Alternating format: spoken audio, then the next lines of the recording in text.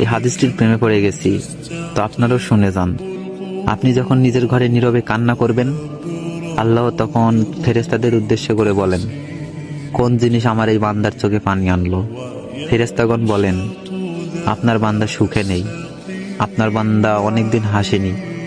এই বলে ফেরেশতাগণ কান্না করতে থাকেন এবং আল্লাহকে বলেন, হে আমার রব, আপনি তো জানেন আপনার এই বান্দার হৃদয়ে কি রয়েছে, অতএব আপনি তার জন্য সবকিছু সহজ করে দিন। আল্লাহ বলেন, আমার এই বান্দা এমন কিছু জীবন থেকে হারিয়ে ফেলেছে যে সে অধিক ভালোবেসেছিল।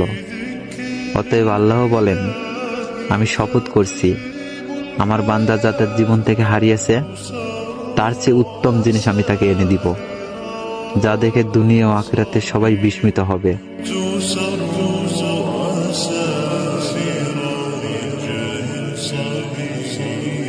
سبيل الدموع سبيل